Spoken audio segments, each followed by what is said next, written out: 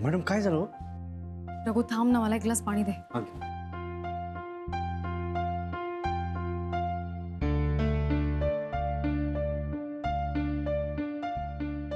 Jenny, गुरु sir कोणाशी बोलत होते?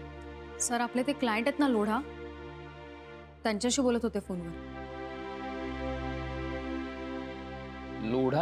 लोढांची फोन? अगं पण तुमची मीटिंग होती ना लोढांबरोबर त्यांच्याच ऑफिसमध्ये, भेटले नाहीत का ते? No, we met him but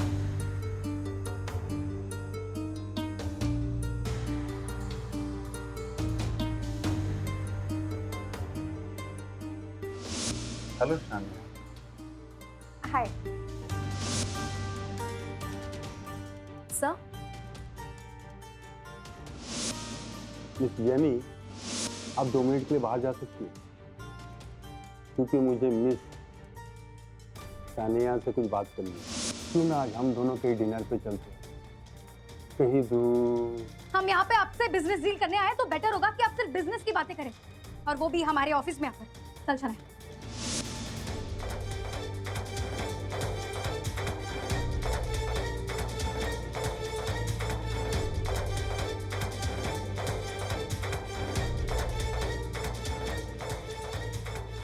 हा, भयंकर आहे सगळं.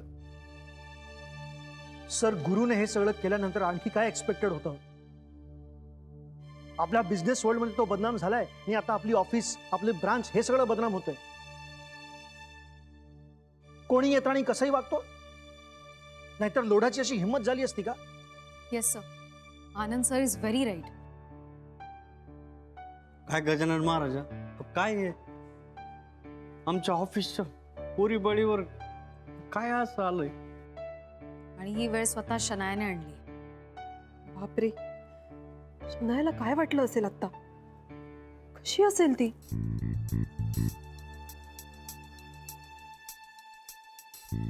जेनी, मला सांग, शनाया कुठे आता? She is at home. खूप अपसेट आहे ती. मी ट्राय केलं to bring her here, but तिने ऐकलं नाही. नाही, पण ती घरी गेली तेच बरं झालं. सर व्हॉट एव्हर, पण आता ना सगळ्यात आधी आपल्या क्लायंटच्या यादीतून हा लोढाचं नाव आपण डिलीट करूया.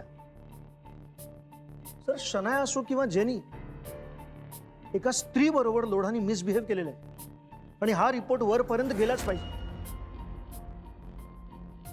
कराय तुझं श्रेयस, तू लगेच एक मेल टाक. सर, या बाबतीत मीटिंग व्हायलाच हवी, पण या सगळ्यामध्ये चूक आहे ती गुरु सरांची. तर आपण गुरुबद्दल नाही बोललो ना तेवढंच बरं आहे. जरा डोक्यात जातोय तो आता. आनंद सर, तुम्ही जरा शांत व्हा प्लीज. मला असं वाटतंय आपण एकदा गुरु सरांशी या बाबतीत बोलूयात. नाही हा, मी बोलणार नाही असा बेजबाबदार माणसाबरोबर. त्याच्यामुळेच हे सगळं झालंय. तो जबाबदार आहे.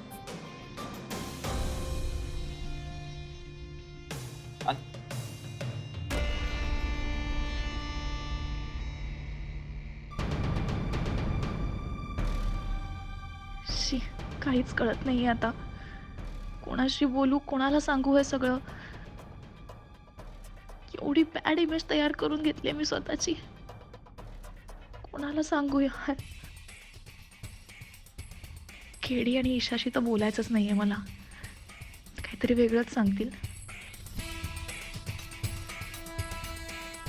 गॅरीशी पण नाही बोलायचं, मग कोणाशी बोलू आता?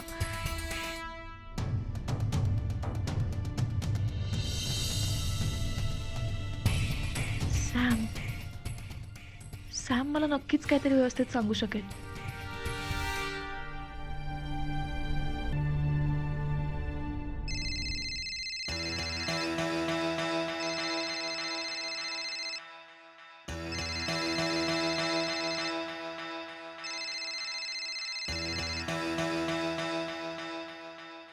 शनाया, शनाया तू कुठे आहेस?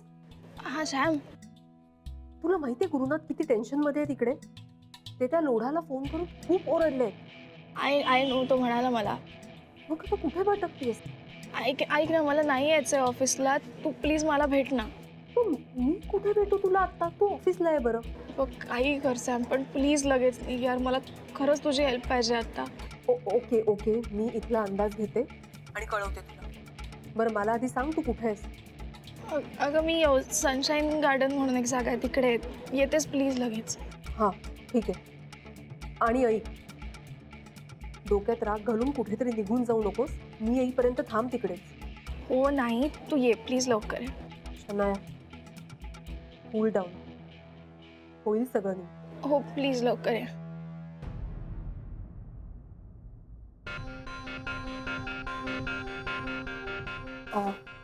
मे I come in sir? Samira काय आहे? ये ना, बोल काही काम होतं का? सर आत्ता शनायाचा फोन येऊन गेला. काय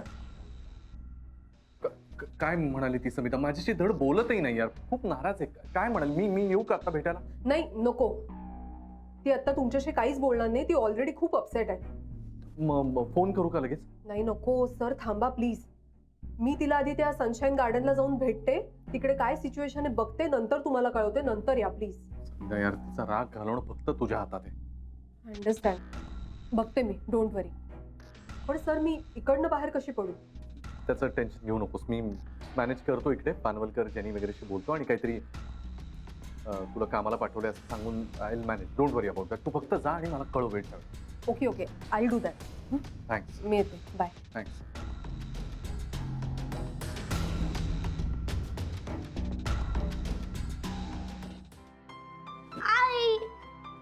काय रे अथर्व? चल ना लवकर. कुठे?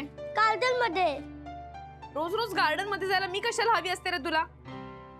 बर जा, तू आवर, मी पण साडी बदलून येते. हा हो.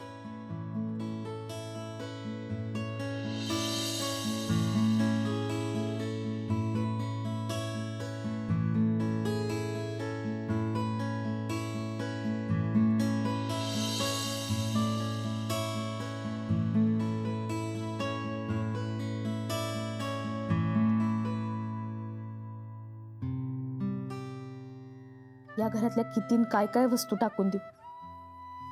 कुठल्या ना कुठल्या वस्तूत यांची आठवण दडलेलीच आहे. आता ही साडी सुद्धा यांनीच दिली होती वाढदिवसाला. जे विसरायचा मी प्रयत्न करते तेच पुन्हा पुन्हा डोळ्यांसमोर येत आहे.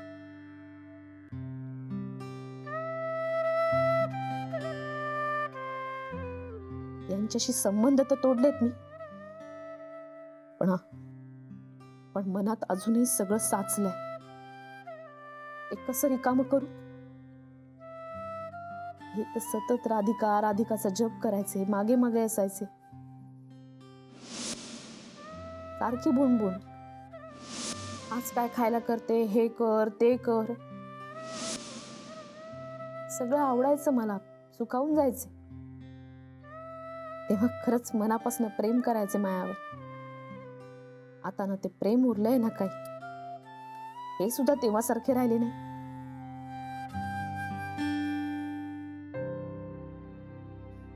पुरुष कुठलीही गोष्ट सहज म्हणून स्वीकारतो, पण बाईचं तसं नाही ना. ती प्रत्येक आठवण मनाच्या कोपऱ्यात कुठेतरी खोलवर जपून ठेवते. त्या आठवणींचा एक अल्बम तयार करते.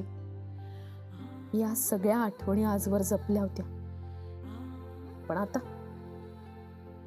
आता याचा काहीही उपयोग नाही.